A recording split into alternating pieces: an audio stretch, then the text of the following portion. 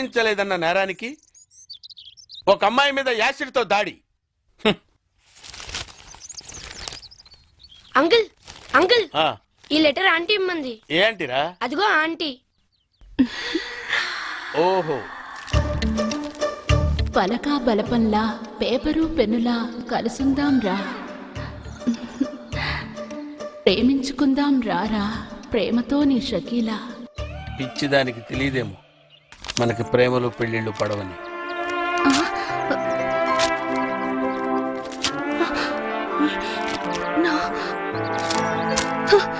No, నేనిచ్చిన సలహా fail అవ్వడం నా చరిత్రలో లేదు. ఈసారి ఓ అద్భుతమైన ఐడియా ఇస్తా, అది నీ జీవితాన్ని మార్చేస్తుంది. ఇలియానా నా సొంతం అవుతుంది.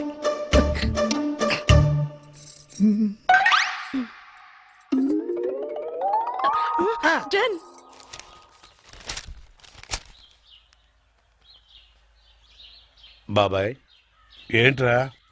నీతో ఒక విషయం మాట్లాడాలి. ఏంట్రా కొత్తగా మాట్లాడుతున్నారు? ఏంటి విషయం? పెళ్లి గురించి. పెళ్ళా? ఎవరికి? మన కావ్య పెళ్ళే. కావ్యకు పెళ్ళా? అదేంట్రా?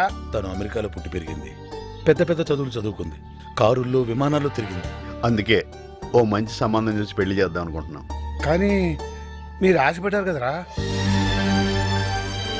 అక్క బతుకున్నప్పుడు పరిస్థితి వేరు, ఇప్పుడు పరిస్థితి వేరు. కావ్యకు కూడా తన చదువుకి అందానికి తగ్గవాడిని చేసుకోవాలనే ఆశలుంటాయి కదా.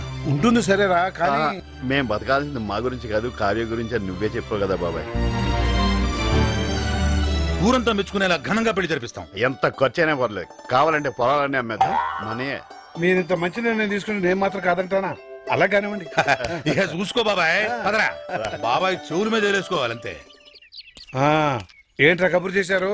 బాబాయ్ చూడు, పెళ్లి కొడుకుని తీసుకొచ్చాం. ఈయన ఈయన పంతులు గారు, ఏమన్నా చెప్పండి. నమస్కారం అయ్యా. అబ్బాయిలు చెప్పినట్టుగానే గొప్ప అమెరికా సంబంధం తీసుకొచ్చాను.